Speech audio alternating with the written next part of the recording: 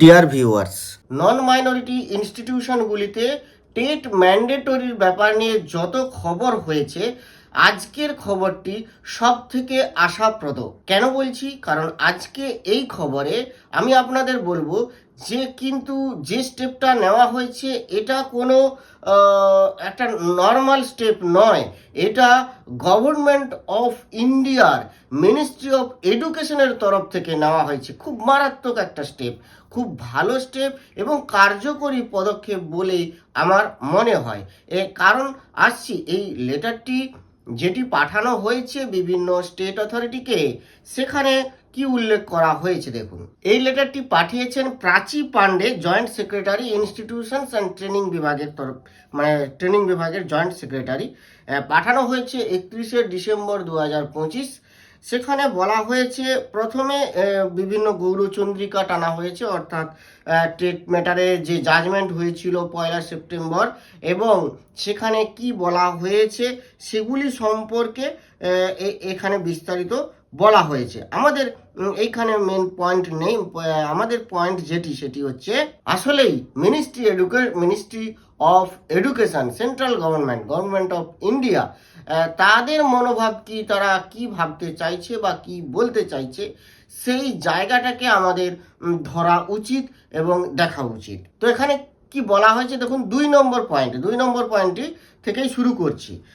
This department has received a large number of representations from individual teachers associations, members of parliament, etc., seeking relief from the implications of the aforesaid judgment।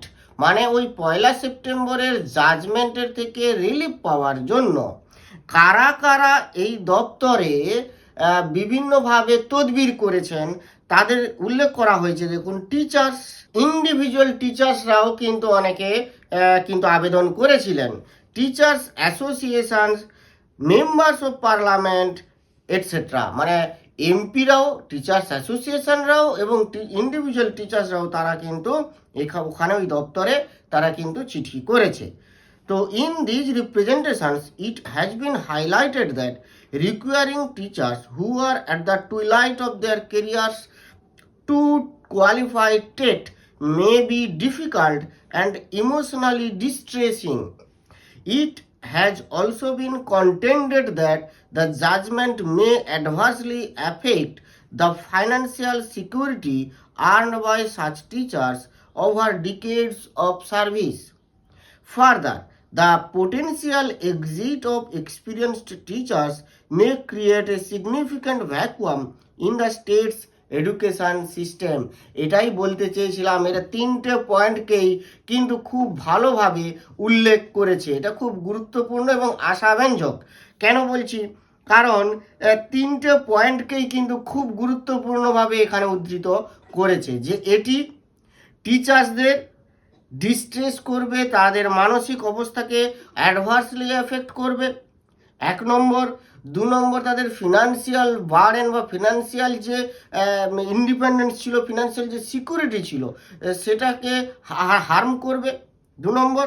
আর 3 নম্বরের point, যেটা শুধু টিচার্সদের পক্ষ থেকে ভাবা হয়নি, যেটা সরকারের পক্ষ থেকেও ভাবতে বা চেষ্টা করা হয়েছে বা বাধ্য করা হচ্ছে স্টেটকেও, বিভিন্ন অথরিটিজকে, যেখানে যেখানে এই লেটারটি পাঠানো হচ্ছে, যে দেখুন এখানে কিন্তু একটা সিগনিফিক্যান্ট ভ্যাকাম তৈরি হবে।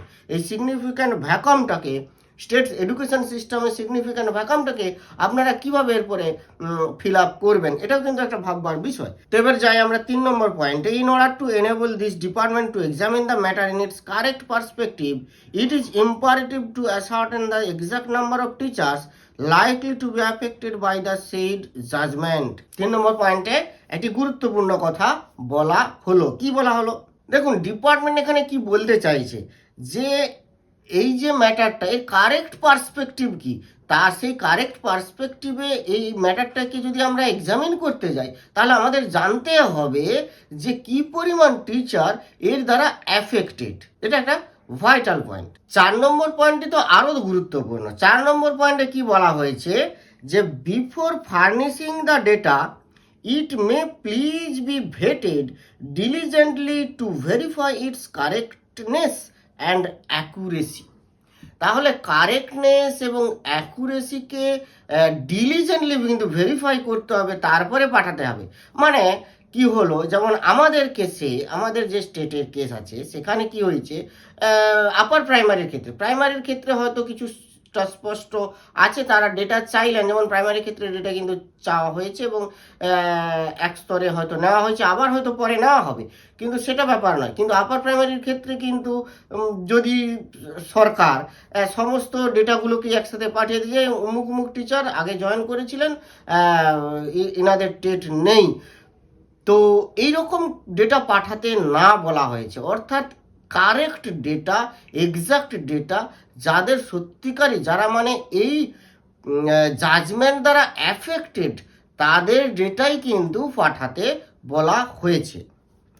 এবার 5 নম্বর পয়েন্টে আসুন।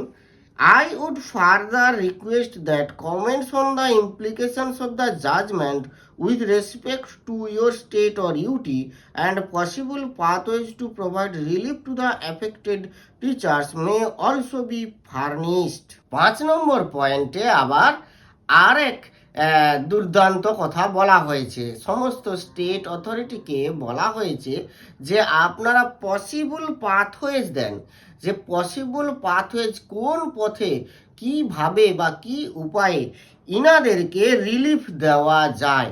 এই পয়েন্ট কিন্তু খুব গুরুত্বপূর্ণ, কারণ এর দ্বারা কিন্তু একটা মনোভাব পরিষ্কার হয় যে তারাও কিন্তু চাইছে খুঁজে পেতে যে একটা কোনো উপায় যেখান থেকে এই জাজমেন্ট থেকে রিলিফ পাওয়া যায়। While providing the comments, appropriate legal opinion may please be solicited from the competent authority in your state. অর্থাৎ যখন এই ধরনের পসিবল পাথওয়েজ দিবেন, তখন কিন্তু উপযুক্ত যে লিগেল মানে আইনি পরামর্শ বা আইনি মতামতকে গুরুত্ব দিয়ে ভাববেন, আইনি পরামর্শ নিয়েই এই কাজটা করবেন। অর্থাৎ আইনি দিক থেকে বেরিয়ে যাওয়া তো যাবে না, সেটা কেন্দ্রীয় সরকারও বোঝে, সবাই বোঝে। তাহলে আইনি ব্যাপারটাকে বাঁচিয়ে রেখেই বা সেটাকে মাথায় রেখেই এমন কিছু কি করা যায় কি না, এমন পসিবল পাথওয়েজ আছে কি না যেখান থেকে এই সমস্ত অ্যাফেক্টেড টিচারকে রিলিফ দেওয়া যায়। এটা কিন্তু খুব মারাত্মক গুরুত্বপূর্ণ একটা স্টেপ কেন্দ্রীয় সরকারের তরফ থেকে। তো আমি নিশ্চয়ই আশা করব যে কেন্দ্রীয় সরকার এই ডেটা পাওয়ার পরে তারা নিজে থেকেই স্বতঃপ্রণোদিত হয়ে যদি সুপ্রিম কোর্টের কাছে অন্তত অ্যাটলিস্ট অ্যাপিল করে যে এইরকম এই ব্যাপার, এই এত অ্যাফেক্টেড হবে আমাদের এডুকেশনাল সিস্টেম, টোটাল এইভাবে অ্যাফেক্ট হতে পারে, টিচারদের ভবিষ্যৎও আছে, এই সমস্ত ব্যাপারগুলোকে নিয়ে যদি তারা একটা সাম আপ করে এটা কিন্তু করতে পারে, এটা কিন্তু খুব কাজের হবে। কারণ সেন্ট্রাল গভর্নমেন্টের যখন একটা তাদের দাবি যখন একটা কোর্টে পেশ হবে, তখন কিন্তু সেটার মাত্রা, তার প্রাবল্য একটু বেশি থাকবে, মানে একটু নয় অনেক বেশি থাকবে। সুপ্রিম কোর্ট সেখানে শুনতে বাধ্য। এরকম অনেক কেস আমরা দেখেছি, আমাদের স্টেটের কথাই সুপ্রিম কোর্ট শুনছে বিভিন্ন সময়ে বিভিন্ন কেসে। তারা অনেক কিছু স্টেটের কথা শুনে তারা তাদের রায়ের পরিবর্তন করতেও বাধ্য হয়েছেন। তো যাই হোক, আজ এই পর্যন্তই। ভালো থাকবেন, সুস্থ থাকবেন, ধন্যবাদ।